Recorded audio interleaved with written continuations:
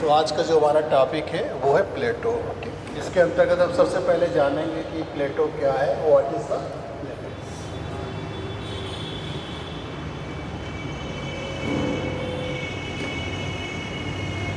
फिर दूसरा रहेगा कि फॉर्मेशन ऑफ द प्लेटो, कैसे जो है हमारे पठार का निर्माण होता है, उसके बारे में आपको बताएंगे।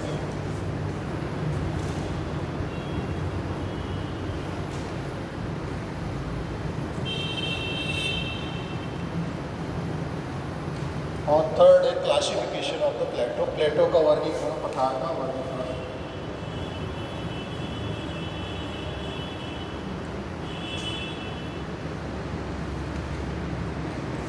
और फिर लास्ट में हम चर्चा करेंगे वर्ड डिस्ट्रीब्यूशन ऑफ प्लेटो, प्लेटो का पठार का जो है विश्व वितरण किस प्रकार है।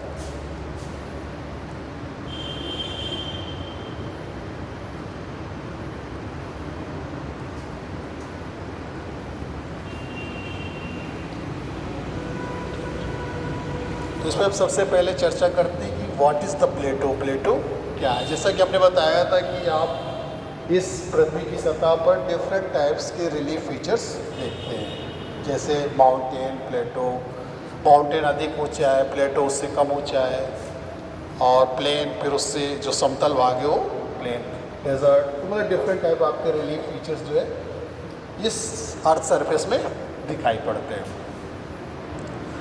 तो प्लेटो जो है वो वास्तव में सेकेंड ऑर्डर रिलीफ है, द्वितीय श्रेणी के उच्चावच है।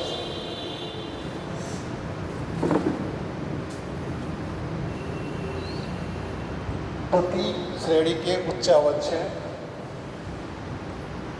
और ये पृथ्वी की सतह के 33% भू क्षेत्र पर फैले हुए हैं। ठीक, plateaus are the second order relief features and they cover the surface 33% of the whole area of the earth। तो पृथ्वी के जो कुल भू क्षेत्रफल है उसका 33% भाग पर जो है ये फैले हुए हैं। अब आप प्लेटो को कैसे डिफाइन करते हैं? अभी तो आपको माउंटेन ने देखा था, ये दोनों साइड्स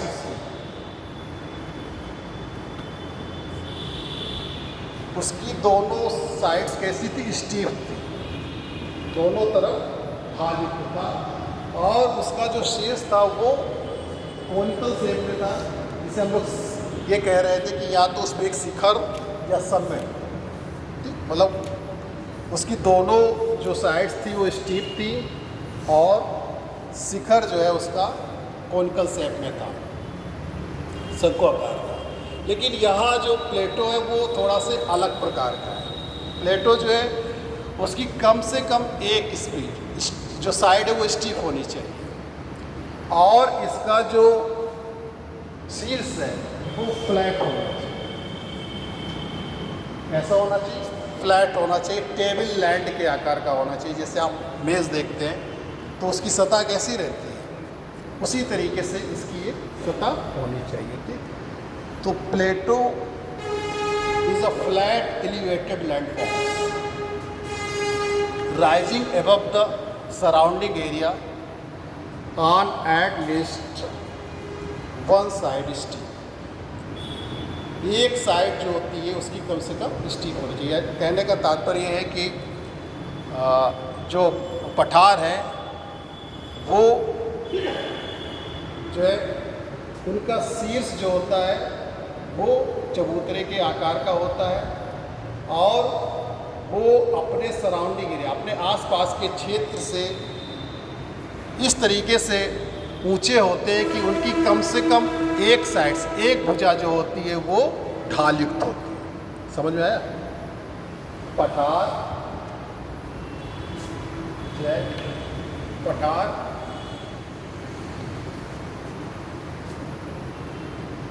एक समतल शिखर वाला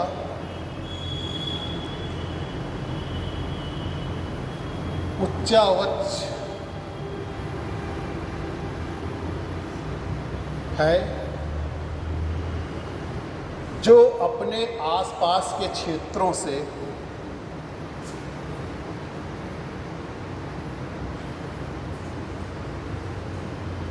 इतना ऊंचा होता है कि उसकी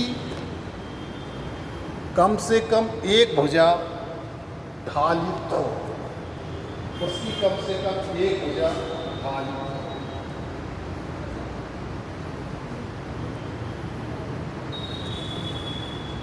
Plateau is a flat, elevated landforms rising sharply above the surrounding area on at least one side steep। ये इसकी डेफिनेशन। तो फ़र्क इतना है कि इसमें ये जो होते थे माउंटेन में वो कोनिकल होते थे, जिसे आप लोग शिखर या समिट कहते हैं, और इसमें जो होते हैं वो एक फ्लैट चबूतरे के आकार के होते हैं।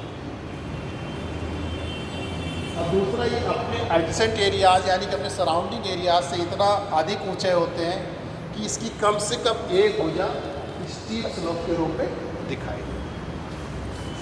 अब देखिए इनका फॉर्मेशन कैसे होता है, इनका निर्माण कैसे होता है प्लेटो का।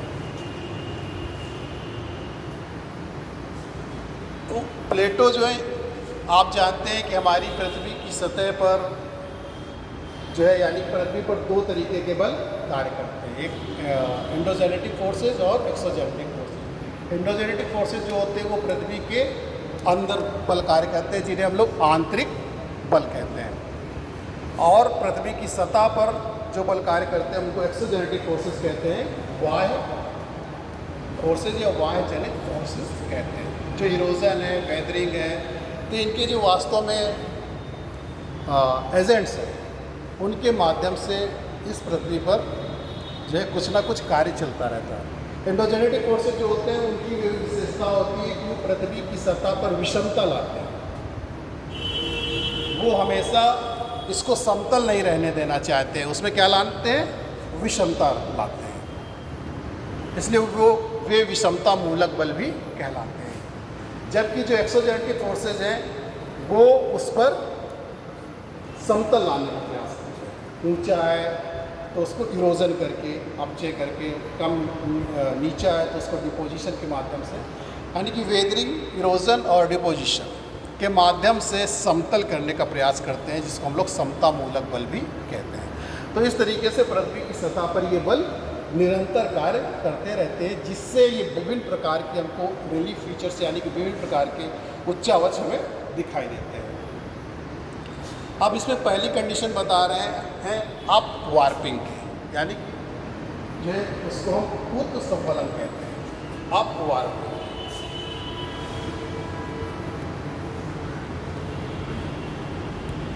ऊर्ध्व संवलन, देखिए हमने आपको वलन बताया था कि जब किसी राक्स पर या सैल पर ठीक पृथ्वी के अंतर्जात बलों के कारण पार्श्ववर्ती बल यानी कि लैटरल फोर्सेस लगते हैं, तो सैलों में क्या होता है, मोड़ उत्पन्न हो जाते हैं, सैल में लहरदार मोड़ उत्पन्न हो जाते हैं।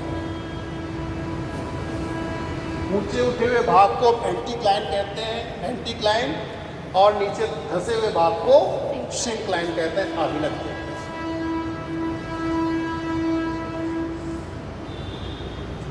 फर्क इतना है कि अब वार्पिंग और फोल्ड में सिर्फ इतना फर्क है कि ये जब क्रिया बड़े क्षेत्र में होती है, बहुत बड़े क्षेत्र में होती है, तब उसको up warping and down warping कहते हैं, उत्संवलन और असंवलन कहते हैं। और जब वो छोटे क्षेत्र में होती है तो हम उसको वलन कहते हैं। आई बात समझ? वलन आप लोग समझ रहे हैं ना क्या है? वलन कोई राक्स है, जैसे यही राक्स है,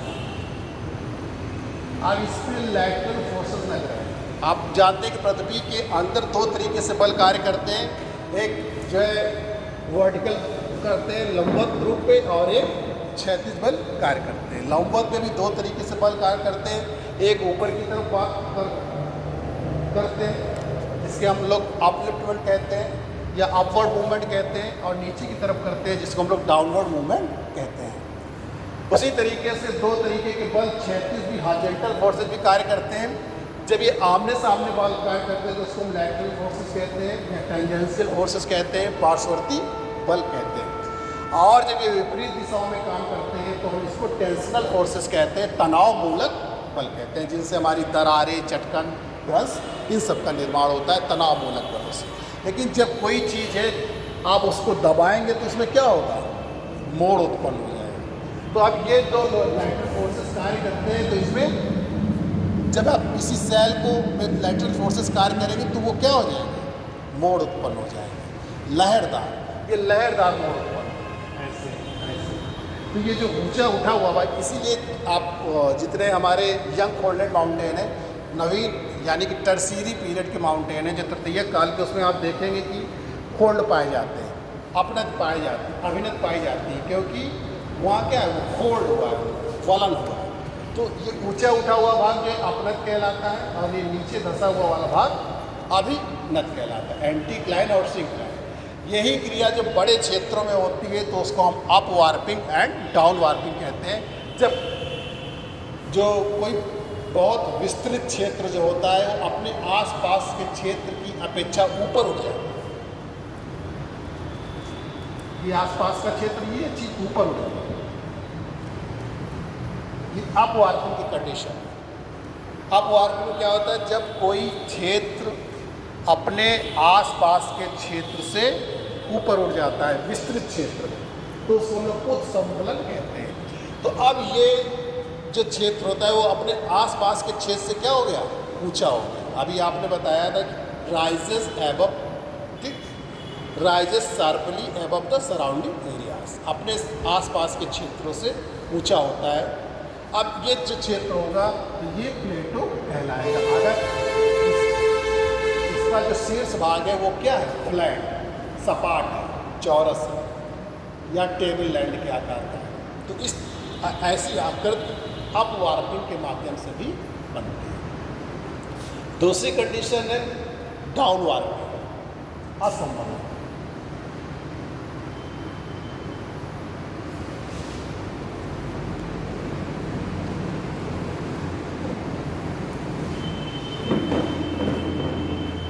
इसमें क्या होता है कि इसमें जस्ट अपोजिट है, जब कोई भाग विस्तृत क्षेत्र में अपने आसपास क्षेत्र से नीचे की ओर धंस जाता है तो उस क्रिया को हम लोग डाउन वार्पिंग कहते हैं।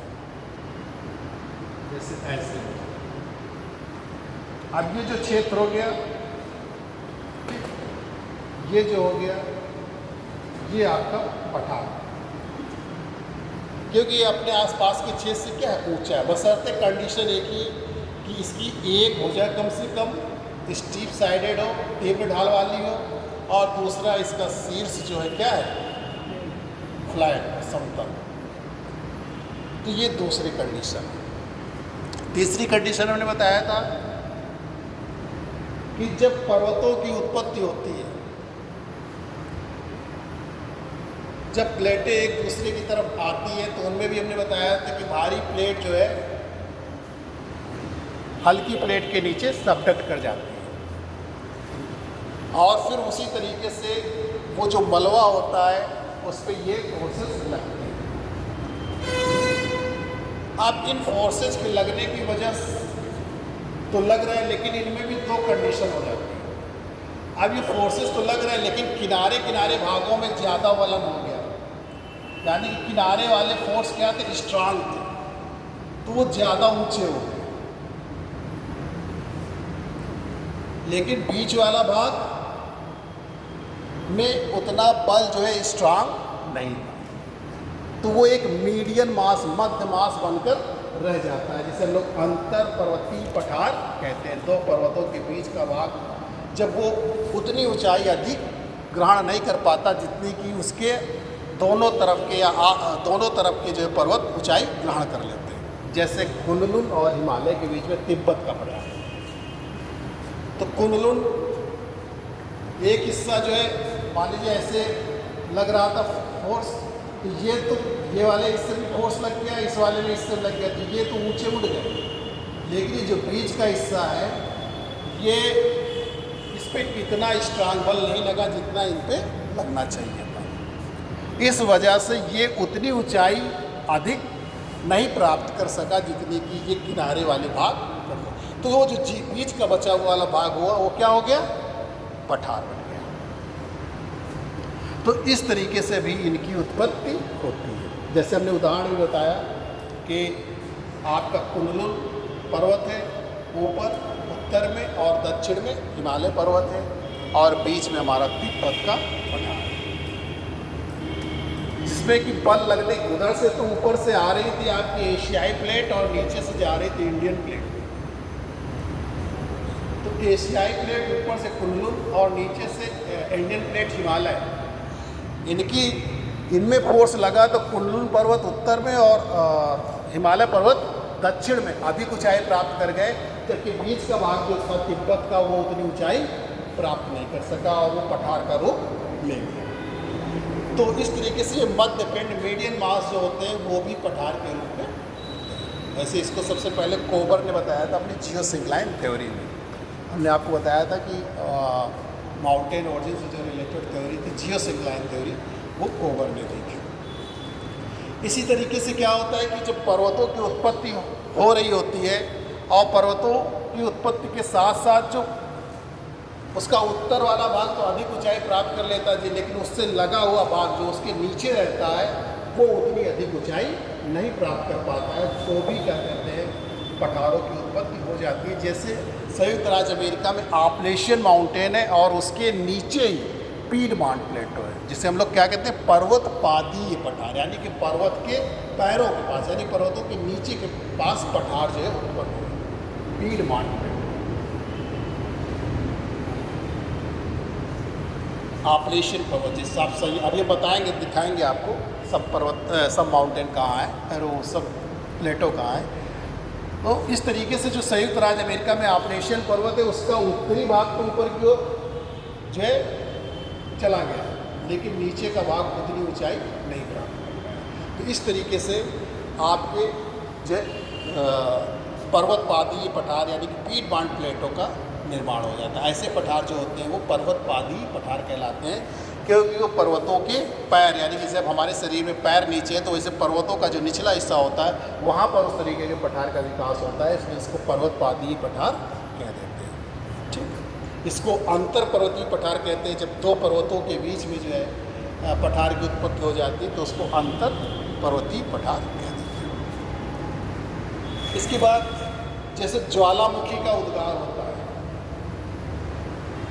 ज्वालामुखी का उद्गार होता है, तो जब तप्त एवं तरल मैग्मा जो है पृथ्वी की सतह से निकलकर, पृथ्वी के आंतरिक भाग से निकलकर पृथ्वी की सतह में लावा के रूप में लगातार जमता रहता है और धीरे धीरे धीरे वो अधिक ऊंचाई प्राप्त कर लेता है, तो उससे भी जो पठार का निर्माण होता है उसको हम लोग क्या कहते हैं वोल्केनिक प्लेटो कहते हैं, यानी कि ज्वालामुखी पठार, यानी कि उससे भी हमारा पठार का निर्माण।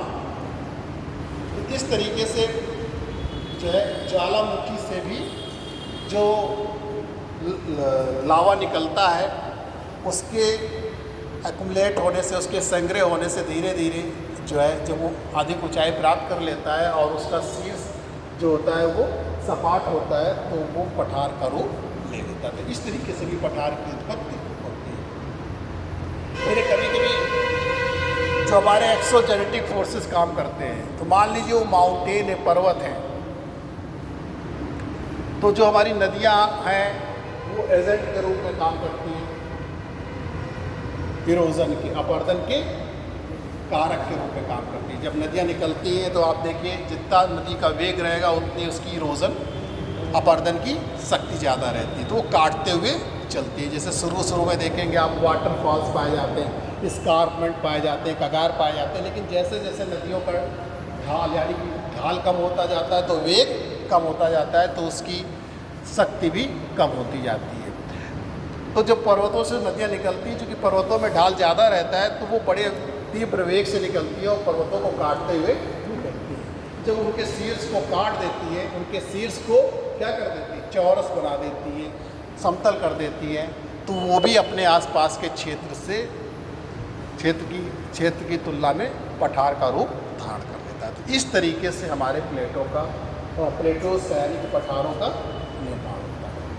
अब हम आगे आपको बता रहे हैं classification of the plateau. Sir इनको लिखा भी दीजिए, भूल आता है आप इतने सुना दीजिए। क्या लिखा है बताओ। हाँ ये अब इसको आप लिखते जाइए। पहला तो हमने बताया कि आप नोट करते जाइए, बाकी आप वीडियो देखेंगे, इसका पड़ा रहेगा यूट्यूब, तो आप इसको लिखिए। फिर ज़्यादातर तो चीज़ें आपको समझने की है। आप क्लासिक वो फॉर्मेशन ऑफ प्लेटो लिखिए।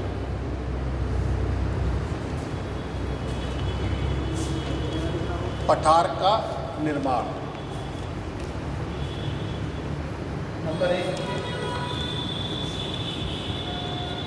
जब उत्संवलन की क्रिया के द्वारा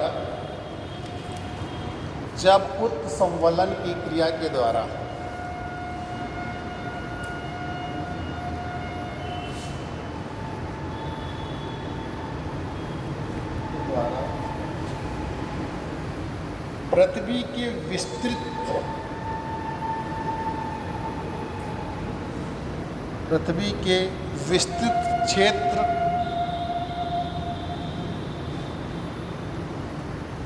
के विस्तृत क्षेत्र का मध्य भाग अपने आसपास के क्षेत्र की तुलना में ऊपर उठ जाता है,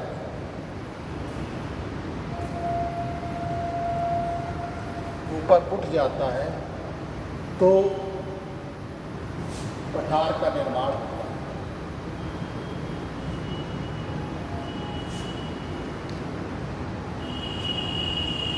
पठार का निर्माण। दूसरा लिखिए, जब असंवलन की क्रिया के द्वारा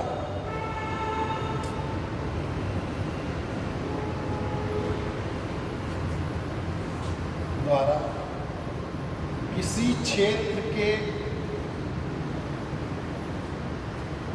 क्षेत्र का मध्य का विस्तृत भाग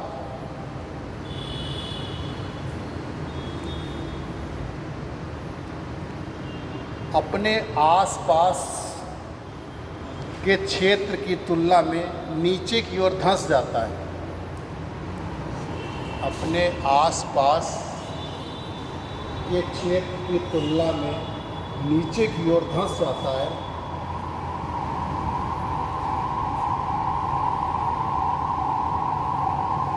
तो भी पठार का निर्माण होता है।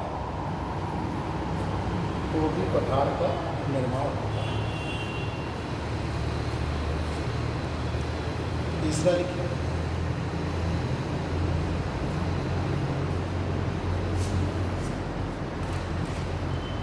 पर्वत निर्माण के समय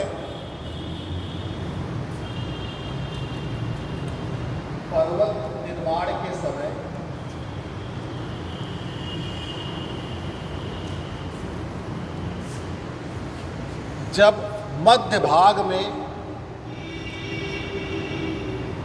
पर्याप्त बल नहीं लग पाता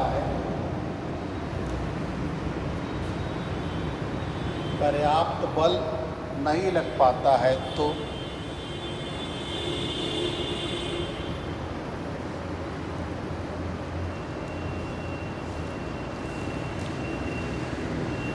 तो मध्य भाग पर्वतों जैसी ऊंचाई प्राप्त नहीं कर पाता। तो मध्य भाग पर्वतों जैसी ऊंचाई प्राप्त नहीं कर पाता, जिससे मध्य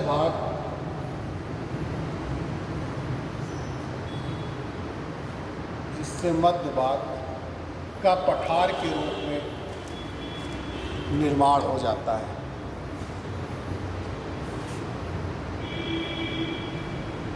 अगला लिखिए, पर्वत निर्माण के समय कभी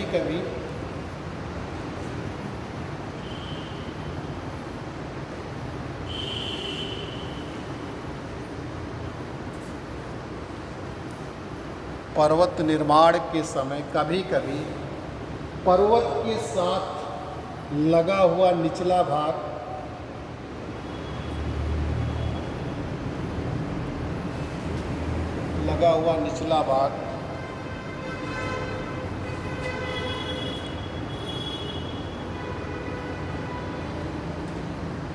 पर्वतों जैसी ऊंचाई प्राप्त नहीं कर पाता।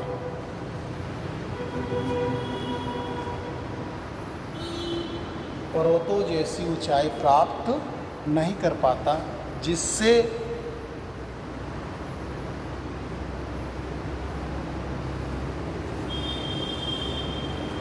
पर्वत पादीय पठार का निर्माण हो जाता है। जिससे पर्वत पादीय, पीठ बांधने से बोलते हैं, पर्वत पादीय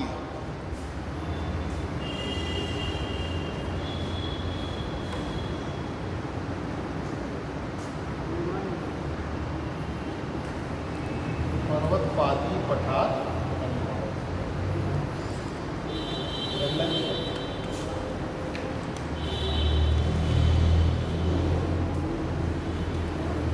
ज्वालामुखी उद्गार से पृथ्वी की सतह पर लावा के समूहन से या लावा के जमाव से, ज्वालामुखी उद्गार के समय पृथ्वी की सतह पर लावा के जमाव से भी पठारों का निर्माण हो जाता है, जैसे कोलंबिया का, भारत के दक्षिण का पठार।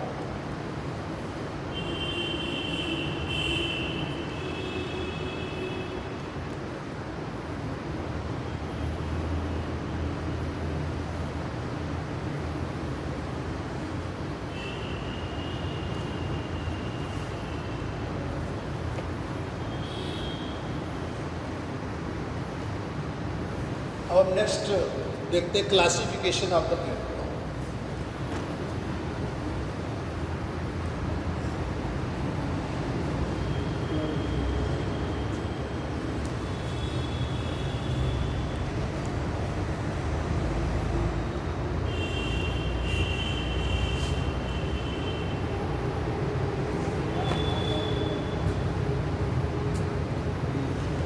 क्लासिफिकेशन ऑफ द प्लेटो पठार।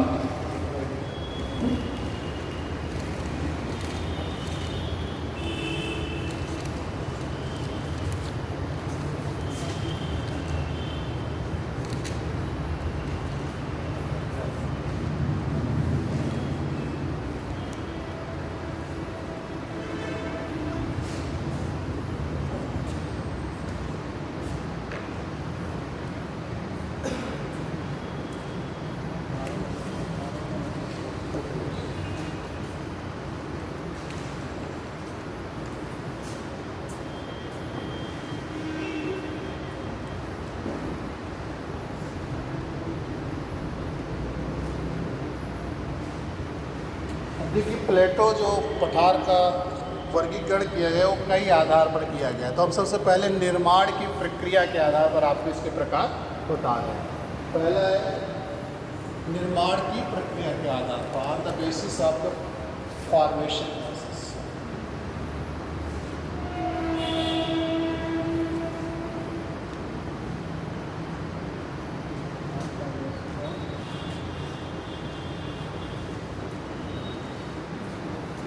निर्माण प्रक्रिया के आधार, on the basis of the process of formation, कैसे उसका निर्माण होता है उसके आधार।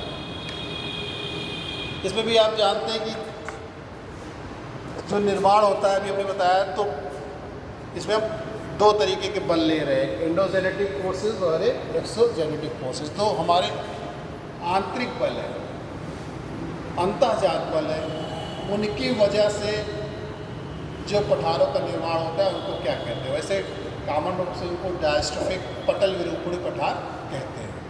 तो अब अंतर्जात बल के कारण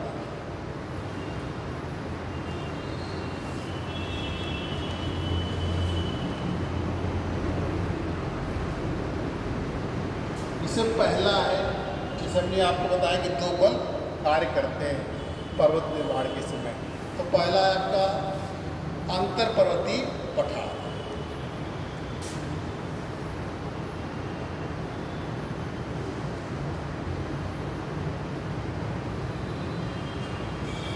इंटर माउंटेन।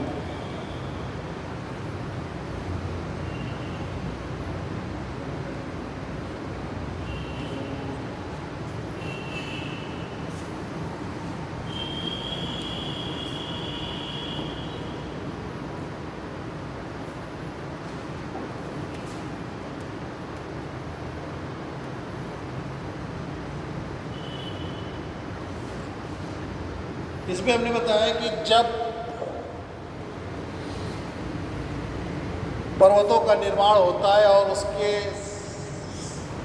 जो है आमने सामने टेंजेंशियल फोर्स जो है बल कार्य करते हैं, एक दूसरे के आमने सामने जो हमारे जो बल कार्य करते हैं।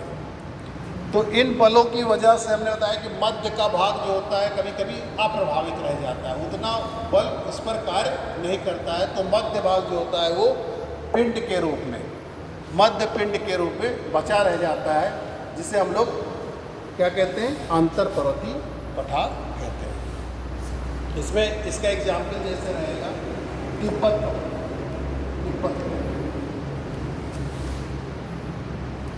आप ये देखेंगे ये ऊपर कुनलुन माउंटेन है और नीचे जो है आपका हिमालय है। तो अंतर पर्वतीय पठार में लिख लीजिए, अंतर पर्वतीय पठार के अंतर्गत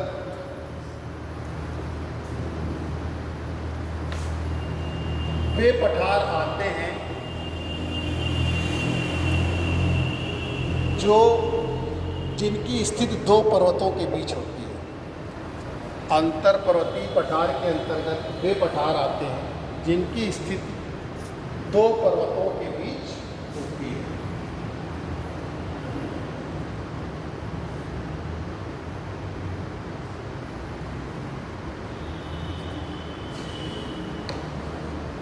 जैसे तिब्बत का पठार, बोल्विया का पठार,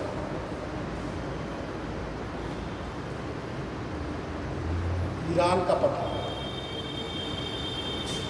अभी कहाँ किसकी लोकेशन है उनका,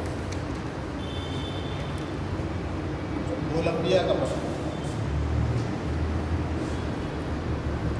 अब दूसरा देखिए गिरिपाद पठार, से पर्वतपादीय पठार कहते हैं, गिरिपाद।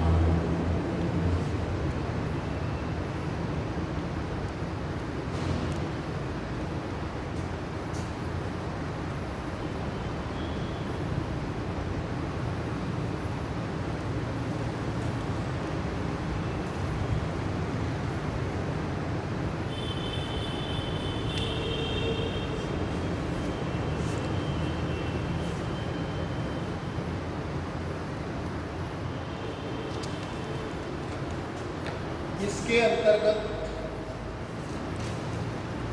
उन पठारों को शामिल करते हैं जिनकी स्थिति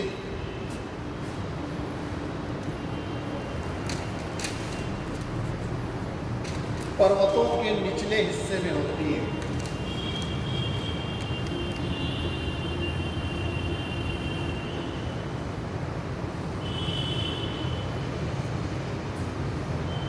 जिनकी स्थिति पर्वतों के निचले हिस्से यानी कि दक्षिण में होती है। जैसे पीडमांट प्लेटो, संयुक्त राज्य अमेरिका का पीडमांट पठार,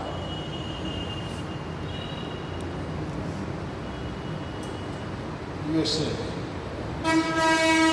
पैटागोनिया, दक्षिण अमेरिका।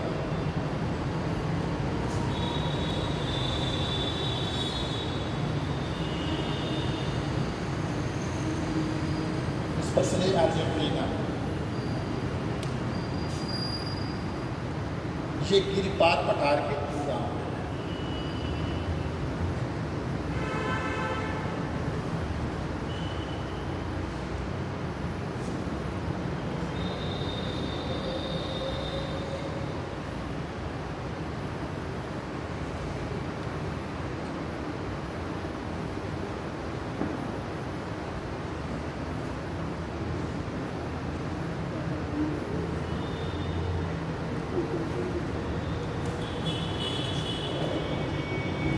महाद्वीपीय पठार।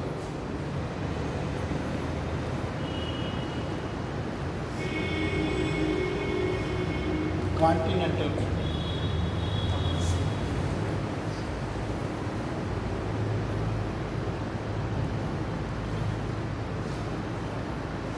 इस प्रकार के पठार विस्तृत व अति प्राचीन है। इस प्रकार के पठार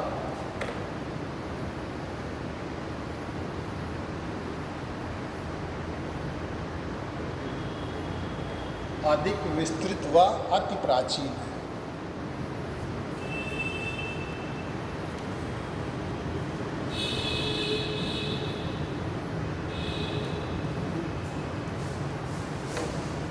इसमें जैसे एग्जाम्पल है भारतीय प्रायद्वीप पठार,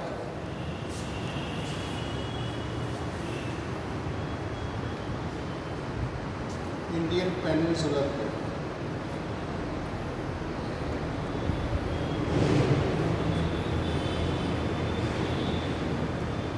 ब्राज़ील का पठार,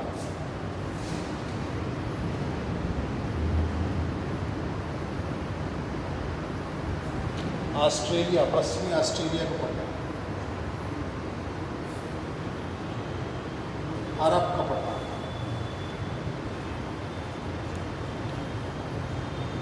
ये इसके साथ इंडियन पेनिनसुलर प्लेटो, भारतीय प्रायद्वीप पठार।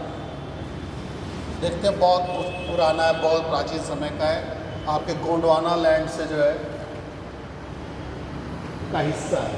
आपको हमने बताया था कि पृथ्वी जो है संपूर्ण पृथ्वी के रूप में हमारा पैंजिया था, ठीक, जो कार्बोनिफेरस पीरियड में दो भागों में टूट गया था। ये कंगारा लैंड, ये गोंडवाना लैंड। भूमध्य रेखा के उत्तरी भाग को हम लोगों ने अंगारा लैंड कहा था और दक्षिणी भाग को गोंडवाना लैंड कहा। ये ऑस्ट्रेलिया और इंडिया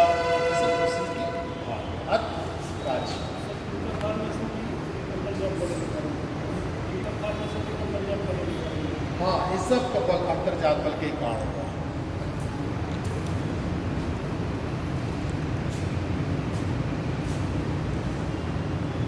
क्योंकि आपको हमने बताया था कि जब इनका मूवमेंट हुआ तो पहले तो जो वैगनर ने बताया था तो उन्होंने दो तरीके के फोर्सेस बताए थे। एक पृथ्वी के घूर्णन के कारण इसे हम लोग पोलर फीलिंग फोर्सेस कहते हैं, और दूसरा टाइडल फोर्स ज्वारी बल कहा था। लेकिन ये बल इतनी दूर तक के विस्थापन के लिए संभव नहीं था कि इन बलों से विस्थापन हो जाए। लेकिन जब कन्वेक्शनल करंट थ्योरी आई थी होम्स की, जब उन्होंने बताया कि नीचे संवहनी तरंगें आती हैं और फिर प्लेटों को ले जाती हैं, तो आंतरिक बल के ही कारण है।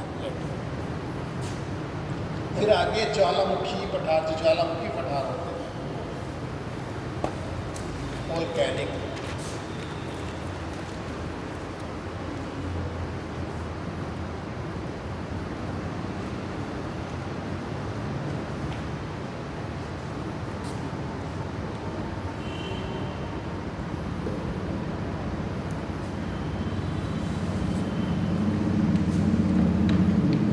इस तरह के पठारों का जो निर्माण होता है वो ज्वालामुखी के उद्गार के पश्चात लावा के जमाव से होता है। इस तरीके के पठारों का निर्माण, आप ज्वालामुखी भी जानते सब क्या अंदर से आते हैं, आंतरिक बल का, जिन्हें हम लोग सडन फोर्सेस के अंतर्गत रखते हैं। अर्थक्वेक और ज्वालामुखी बहुत इतनी जल्दी आते हैं, इतनी तीव्र गति से आते हैं कि हमारे पलक झपकते ही, कब अर्थक्वेक आ जाए हम पलक भी नहीं झपक पाते, अर्थक्वेक आ जाता है। सडन फोर्सेस, जिससे हम लोग सडन फोर्सेस कहते हैं।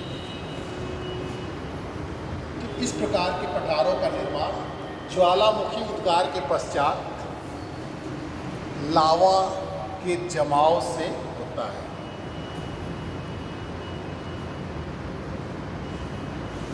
जैसे अपने यहाँ दक्कन प्लेटो है, दक्कन का पठार, भारत में दक्कन का पठार,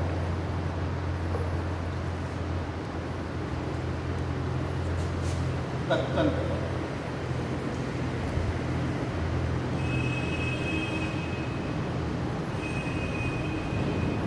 भारत, कोलंबिया का पठार, यूएसए,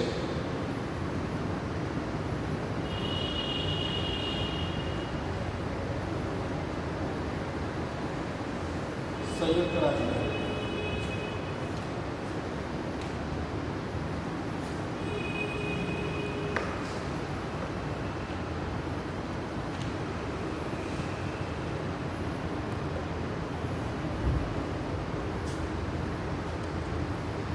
जो तिब्बत का पठार है वो लार्जेस्ट एंड हाईएस्ट प्लेटो है। विश्व का सबसे ऊंचा पठार भी है और विश्व का सबसे बड़ा पठार है, biggest and highest plateau of the world.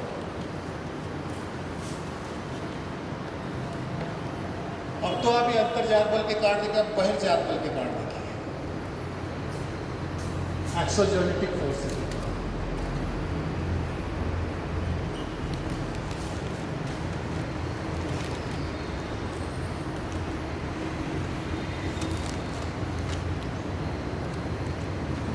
Due to exogenetic forces.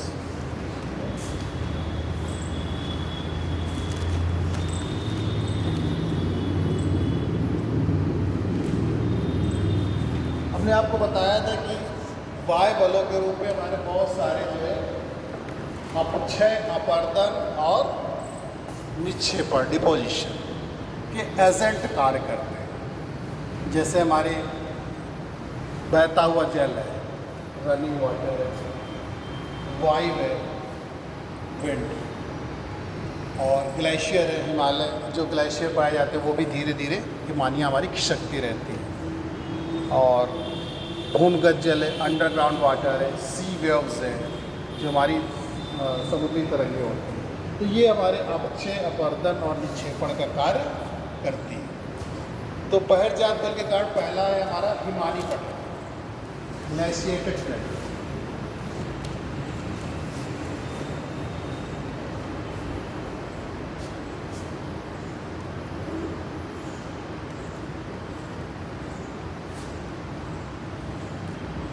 Himani पठार।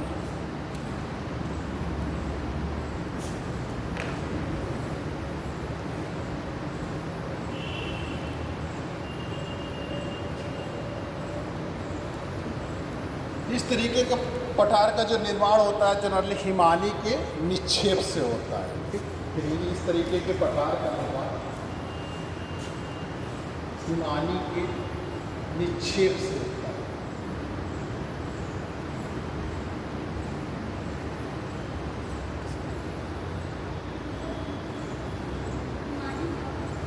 हिमानी जो ग्लेशियर्स होते हैं, बड़ी बड़ी जो है बर्फ़ की शीट्स होती हैं, चादरें होती हैं, वो जो है उनकी लंबाई और चौड़ाई बहुत हो सकती है। जैसे आप अपने यहाँ देखेंगे श्रीनगर वगैरह में, ठीक, गढ़वाल वगैरह क्षेत्र में तो 50-50 किलोमीटर लंबे, ठीक, 25-25 किलोमीटर चौड़े जो होती। बस इतना है कि जो ग्लेशियर होते हैं उनमें मूवमेंट होता रहता है,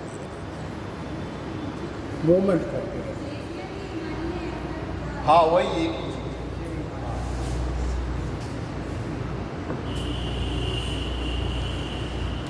अब इसमें जैसे ग्रीनलैंड का पठार है, अंटार्कटिका है,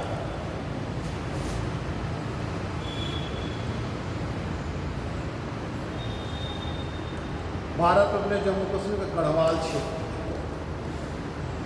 गढ़वाल का पठार, कनाडा में क्यूबेक का पठार है, नासा,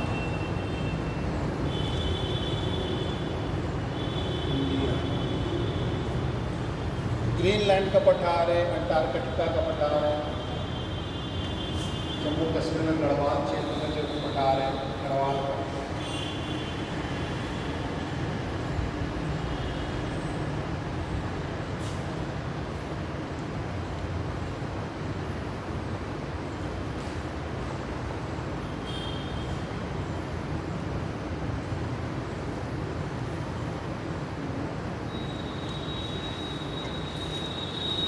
जर्मनी में पर्सिया का पठार भी इसी तरीके का पठार है। दूसरा जलकृत पठार,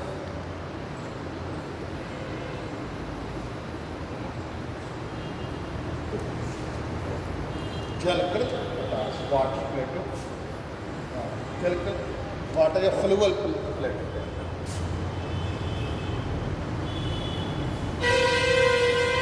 जो जल के द्वारा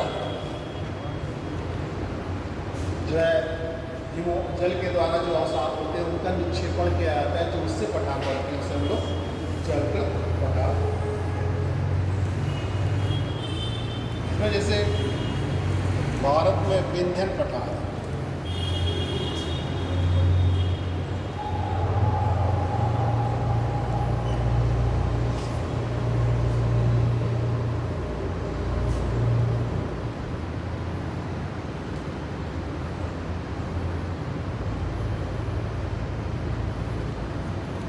चेरापूंजी का पठार, भारत में चेरापूंजी का पठार है। ये सब इसी तरीके के भारत में है।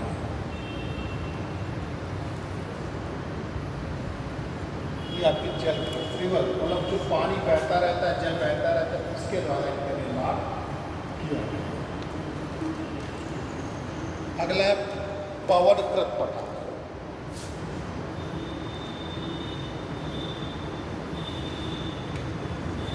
जो हमारी हवाएं होती हैं वो जो सैंड ड्यून्स होते हैं या मिट्टी के कण होते हैं, महीन महीन कण, उनको उड़ाकर लाती है और एक जगह जमा करती है, यानी कि निक्षेपण के द्वारा जो पठारों का निर्माण होता है उसे हम पवनकृत पठार कहते हैं। ठीक, जैसे पाकिस्तान में अब कोटवार पठार, पाकिस्तान का कोटवार पठार।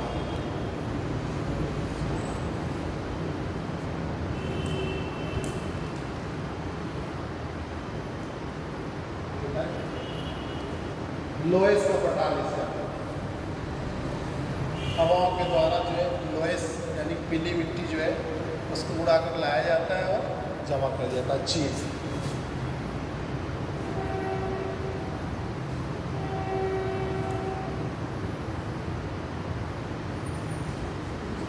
इस तरीके से ये एक्सोजेनेटिक प्रोसेस के कारण है।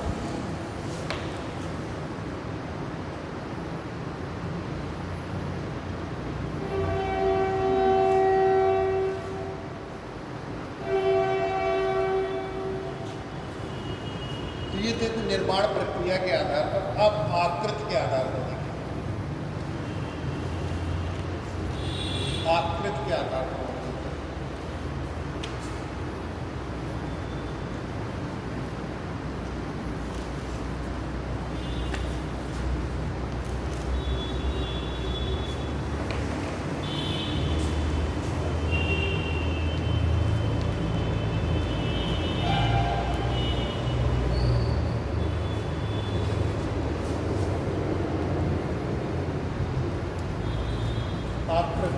On the basis of shape, कैसा उनका आकार है उसके आधार पर वर्गीकरण किया गया है।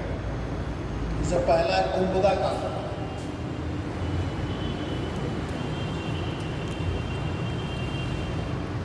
कुंभदाकार पठार, डोम से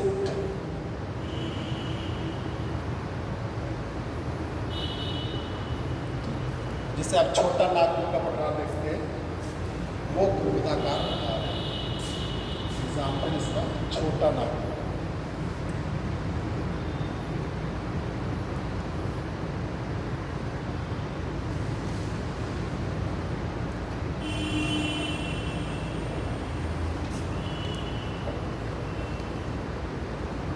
दूसरा है आपका घर्षित पठार, डिसेक्टेड।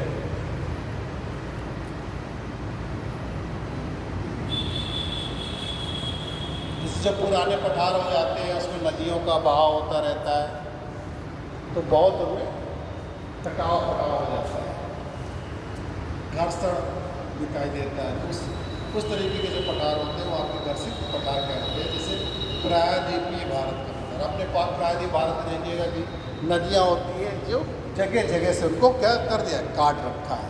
पूरे प्रायद्वीपीय पठार को नदियों ने काट रखा है, छोटे छोटे पठारों में विभाजित कर रखा है।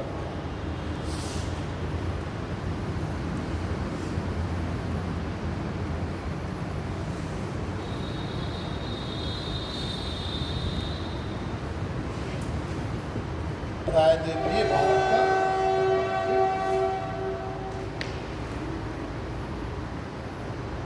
तीसरा सोपनाकार, सीढ़ी के रूप में टेरेस्ट,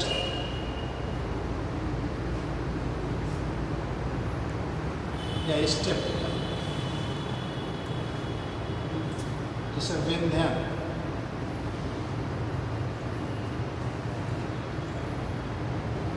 विंध्यन पट्टी,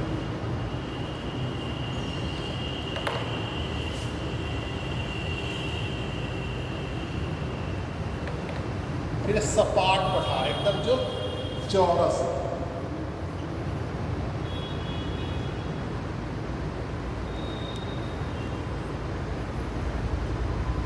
फ्लैट, जैसे तिब्बत का पठार,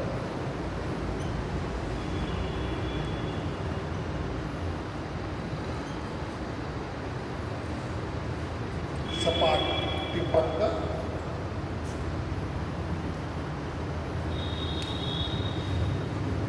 रिजनरेटेड, पुनर्यौगिक, पुनर्यौगिक, रिजनरेटेड,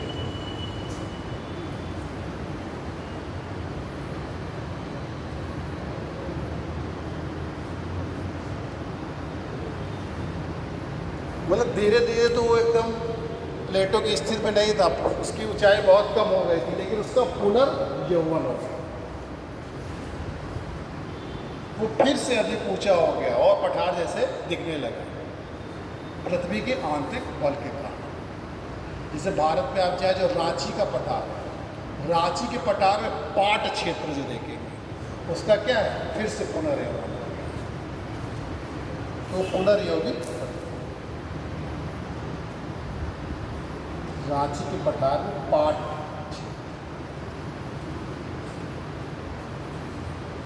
रिजनरेशन से बताया गया कि नदियाँ 3 स्टेजेस से होकर गुजरती, जैसे मानव, उसकी तुलना मानव से की गई, यंग, मैच्योर और ओल्ड स्टेज। ठीक उसी तरीके से लैंड फॉर्म्स भी हैं, यंग, मैच्योर और ओल्ड स्टेजेस से गुजरते हैं। तो नदियाँ जब यंग स्टेज में रहती हैं तो उनमें शक्ति ज़्यादा होती है, जब यानी कि पर्वतों से उतरती है तो वो यंग स्टेज में रहती है, और उनके अंदर जो काइनेटिक ऊर्जा होती है, गतिज ऊर्जा बहुत अधिक होती है, इसीलिए उन वो जो है क्या करती है, डाउनवर्ड इरोजन करती है, अपनी घाटी को हमेशा क्या करती है, गहरा करती है।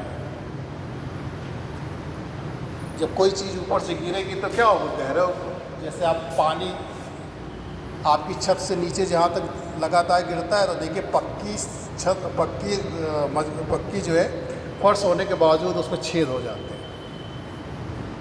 तो जब पर्वतों से चलती है तो बड़ी, क्योंकि वहाँ स्लोप अधिक रहता है, ढाल अधिक होता है, तो वेग, पानी का वेग क्या होता है, बड़ी तेज गिरता है, तो वो लगातार अपनी घाटी को क्या करती है, गहरा करती जाती है, जिससे वाटरफॉल वहाँ पर बनते हैं, प्लंग पूल बनते हैं जो उसी में गहरा करते जाते हैं।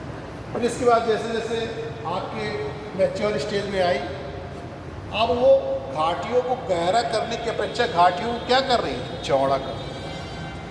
जब नदियों का वेग कम होने लगता है, जैसे उत्तराखंड तक तो आप देखते हैं हरिद्वार में जैसे ही आती है तो नदियों का वेग अचानक कम हो जाता है। हरिद्वार तक गंगा नदी का वेग बहुत तेज है, इवन देन हरिद्वार में भी बहुत तेज है। हरिद्वार से मैदानी इलाका शुरू होता है, मैदानी क्षेत्र शुरू होता है, तो उसके बाद से वेग जो होता है उसका धीरे धीरे कम होने लगता है, और फिर आके वो अपने नदियों को क्या करती है, चौड़ा करती है, गहरा करने की अपेक्षा चौड़ा ज़्यादा करती है। अभी जब ओल्ड स्टेज में पहुँच जाती है तो फिर क्या करती, जो भी अवसाद अपने लाए हैं उसको क्या कहती है, वो जमा करती, यानी कि डेल्टा बनाती है। अब उसमें वो शक्ति नहीं रह जाती है नदी, क्योंकि ढाल अब नहीं रह गया, ढाल नहीं रह गया तो वेग नहीं रह गया। लेकिन अगर कहीं पर अंतर्जात बल के कारण कोई क्षेत्र ऊंचा हो जाए तो नदियों का वेग क्या हो जाएगा, तेज हो जाएगा। नदियाँ फिर अपनी घाटी को क्या करने लगेंगी, लंबवत करने लगेंगी, लंबवत गहरे लंबवत इरोजन करने लगेंगे। तो इसी तरीके से ये जो रांची का पाट क्षेत्र है तो पुनर्यौवन है, नीचे से आंतरिक बल लगा और वो फिर से अधिक ऊंचाई को प्राप्त कर लिया, तो उसको हम लोग पुनर्यौविक पठान में रख। और देखिए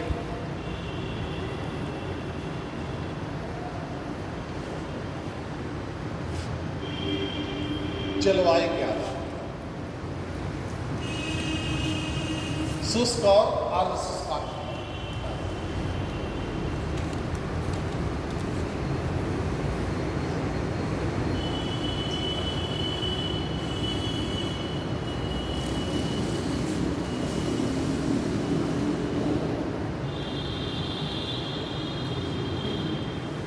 जलवायु के आधार on the basis of climate. पहला जैसे आर्द्र पठार,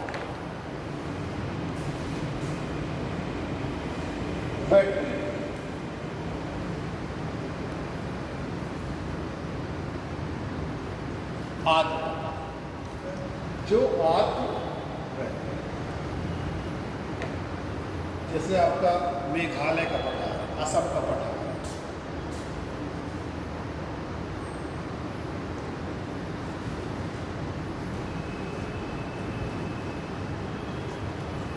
इसी तरह शुष्क पठार, ड्राई प्लेन, जैसे राजस्थान का पठार, थार का मौसम, शुष्क पठार,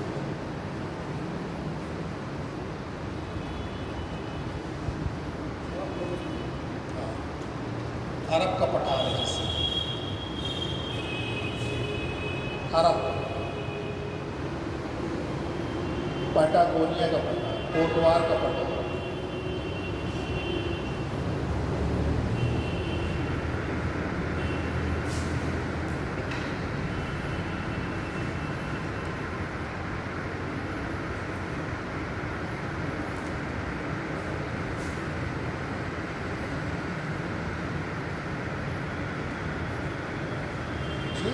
जलवायु के आधार पर हिम से ढके हुए,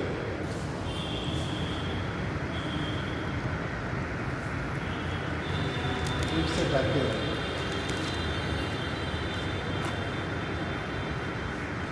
ग्लेशिएटेड प्लेटोज, मतलब इनको अपनी बार आपको बता चुके हैं। ठीक, उसी तरीके से जैसे ग्रीनलैंड के पास बांटने का तरीका अलग है।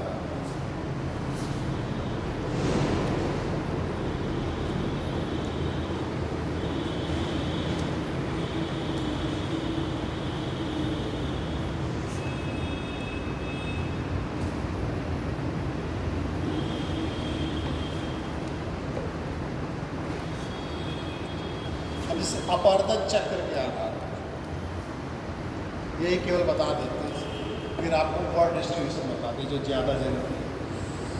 अपवर्तन चक्र के आधार पर हमने बताया कि अपवर्तन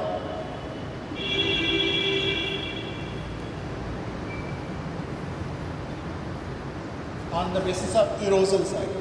तो इरोजन जो अपवर्तन होता है वो 3 स्टेजों से होकर गुजरता है, एक यंग स्टेज और मैच्योर स्टेज और ओल्ड स्टेज। अब इस जो यंग स्टेज में जो प्लेटो है हमारे, जिनको लोग तरुण अवस्था कहते हैं, तरुण यंग, ये जैसे आपका कोलंबिया है, हाँ, योसो का जैसे इदाहो, क्लोरोडो, ये आपकी यंग प्लेटो यूएसए की।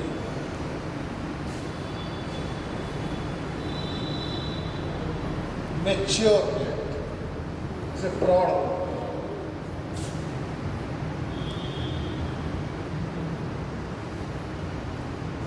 प्रौढ़ावस्था में जो गुजर रहे जैसे ऑपलेशियन का पठार,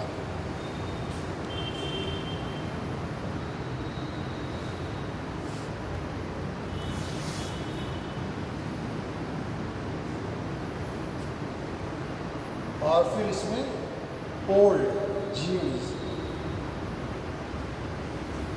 ओल्ड चलो जीर्ण हो, जैसे मध्य राशि का पठार,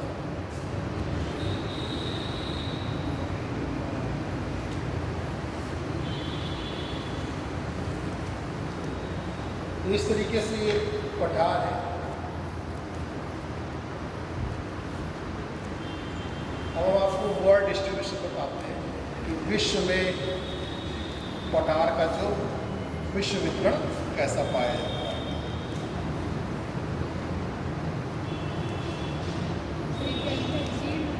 जीर्ण ओल्ड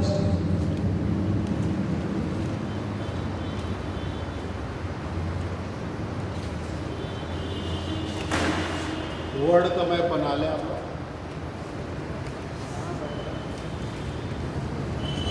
और आप लोकेशन देख लें जो अभी तक नाम सुनते रहेंगे पठारों का, वो कहाँ कहाँ पे पाए।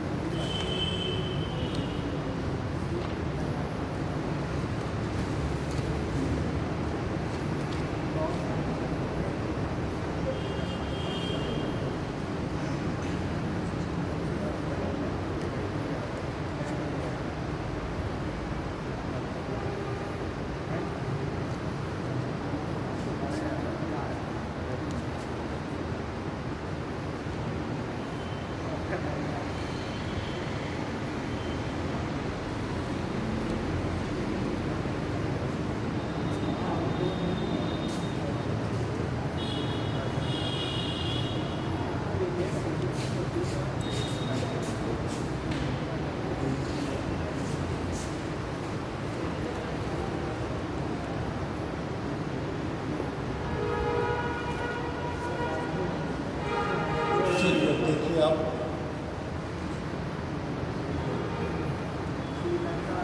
ऊंचा संस्कार थे जो कनाडा और संयुक्त राज्य अमेरिका को अलग करते। रियो ग्रांडे रिवर है जो यूएसए को और मैक्सिको को अलग करते। अब देखिए कहाँ पे है आप ये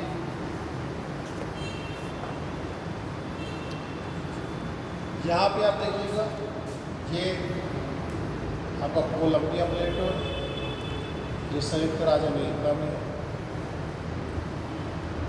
इदाहो प्लेटो, क्लोरोडो,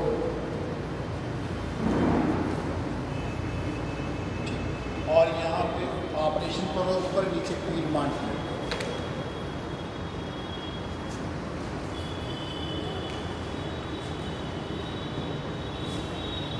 बना लीजिए आप इसको। क्यूबिक प्लेट,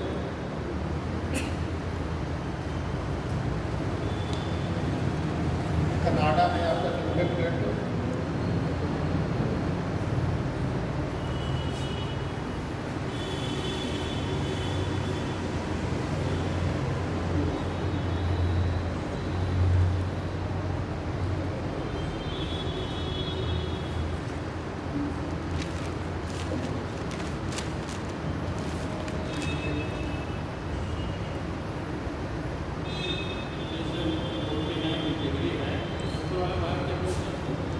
ये कनाडा, ये यूएसए संयुक्त राज्य अमेरिका, यूनाइटेड स्टेट ऑफ, ये अलास्का है, अलास्का, कनाडा और यूएसए।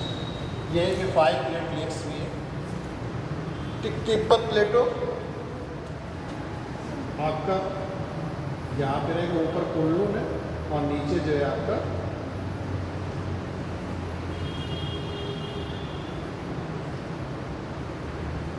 चीन में आपका तिब्बत प्लेटो, जो विश्व का सबसे ऊंचा और बड़ा, तो biggest plateau of the world and highest plateau of the world, दोनों जो है आपका।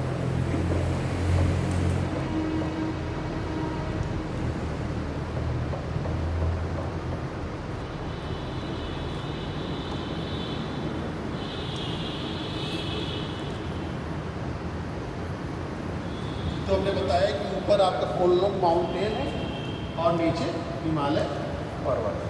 फिर अरब का पठार, ये सबसे बड़ा है, अरब प्लेटो। आप जान ही रहे जो दक्षिण पश्चिम एशिया में पाया जाता है। ठीक, ईरान का पठार,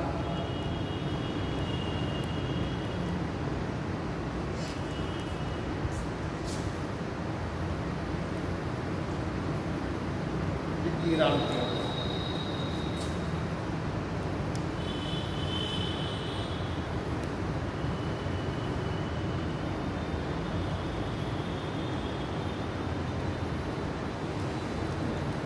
ये सब प्राचीन, ये अरब प्लेटो आपको प्राचीन पठार में हम लोग समय बताया था कि जो ये गोंडवाना लैंड का ही भाग है। ठीक, जिसे हम लोग महाद्वीपीय पठार कहते हैं, कॉन्टिनेंटल। तो ये गोंडवाना लैंड का एक भाग है, विस्तृत और प्राचीन। ईरान प्लेटो आपका जो है अंतर पर्वतीय पठार का उदाहरण है, जाग्रोस और एल्ब्रुस माउंटेन के बीच में है ईरान।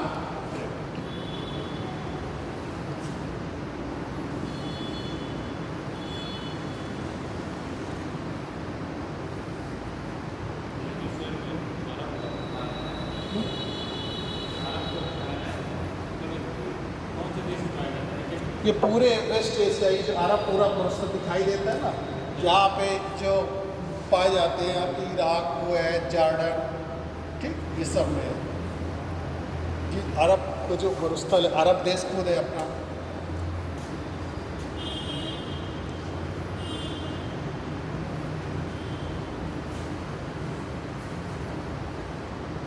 ठीक, फिर आइए आप दक्षिण अफ्रीका, ऊपर पेरू प्लेटो, फिर बोलिविया, फिर नीचे पैटागोनिया,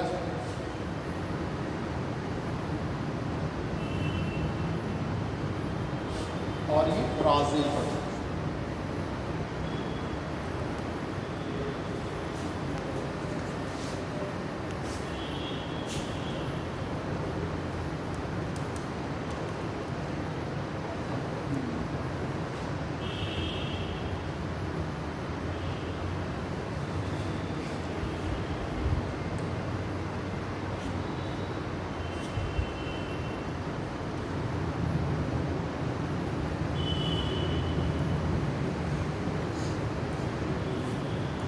फिर मंगोलिया का पठार देख लीजिए, जो मंगोलिया और चीन के बॉर्डर में है।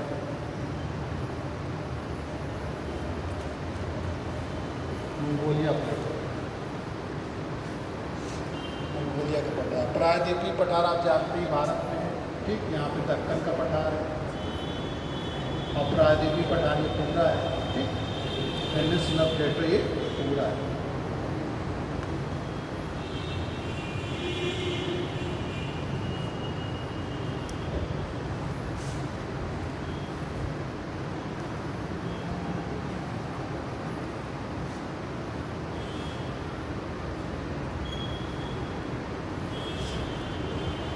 अनातोलिया का पठार टर्की में है। अनातोलिया टर्की,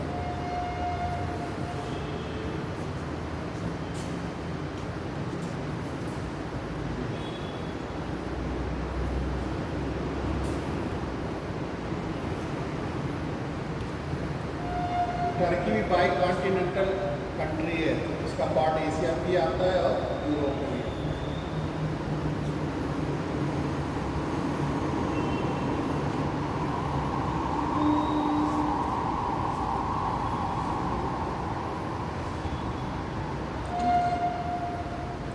यूनान का पठार दक्षिणी चीन में पाया जाता है।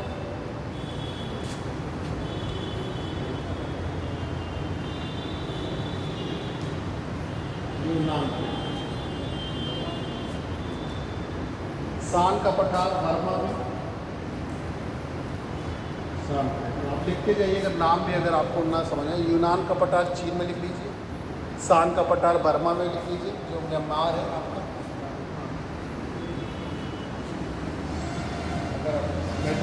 मैप पे बना लीजिए, उसी जगह लिख लीजिए।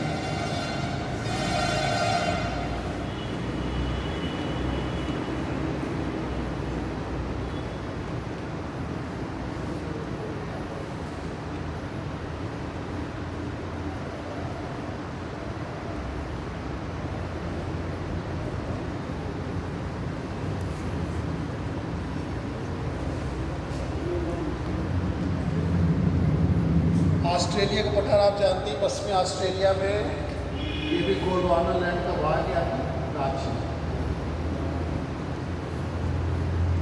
ऑस्ट्रेलियन प्लेटो। मालागासी प्लेटो मेडागास्कर में, मालागासी प्लेटो मेडागास्कर। रानी जी केवल एक पूछे जाते हैं कि कौन कहाँ पे पाएगा। ब्राज़ील का पठार बता ही दिया आपको, बोलिविया का पठार बता दिया, मैक्सिको का पठार मैक्सिको में पाया जाता है, मैक्सिको प्लेटो।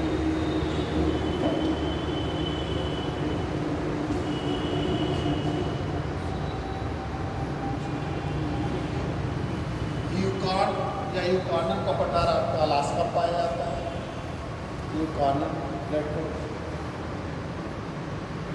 ये अलास्का में है।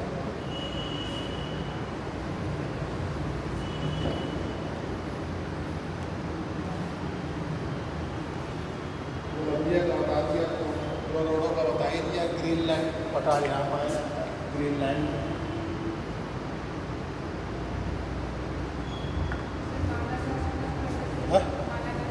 ये मेडागास्कर है, इसी में पाया मेडागास्कर।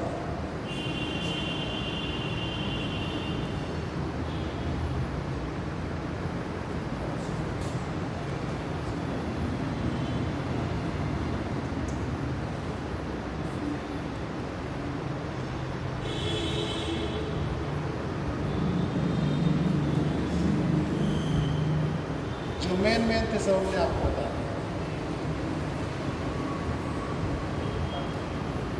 भारत का जो सबसे लार्जेस्ट प्लेटो है वो दक्कन का पठार है।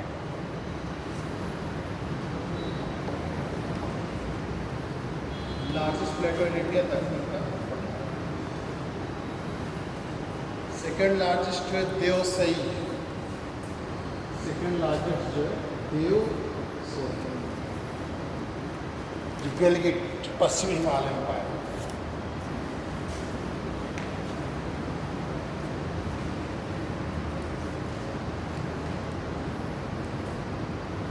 ज़्यादातर ये पूछेंगे तो यही मिलाने के लिए आता है कि कौन सा किस नेचर का है, या तो पूछ लेंगे कौन सा इंटर माउंटेन प्लेटो है, ठीक, या कौन सा गिरिपात प्लेटो है, और या तो कौन किस देश में स्थित, ये पूछना है। ये मेजर प्लेटोज है, major plateaus of the world. Africa में माउंटेन ज़्यादा है।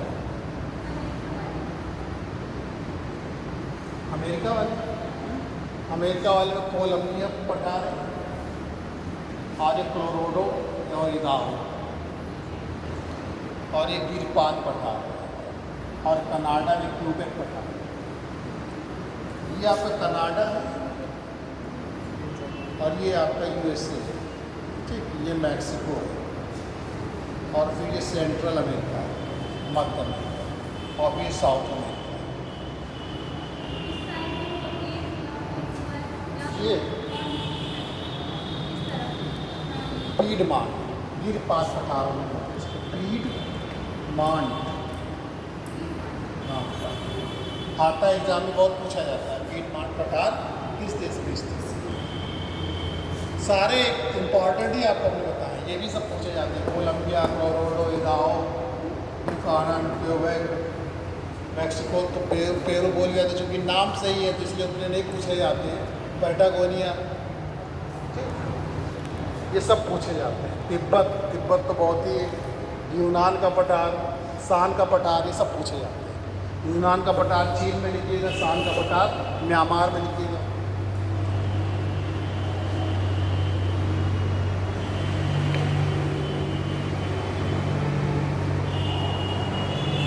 अब आपको कुछ पूछना हो तो बताएं। हमने अपनी तरफ से बता दिया है, अगर आप कुछ पूछना चाहते हैं।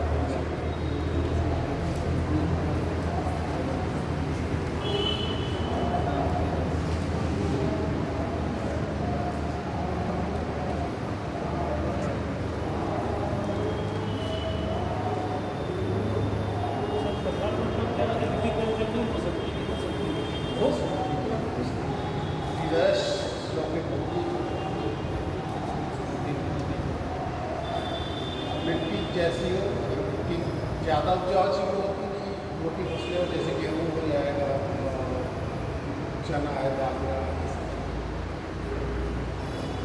पठारी क्षेत्र भी आपका इधर सब पठारी क्षेत्र तो है, आप जाइए MP साइड चित्रकूट के आगे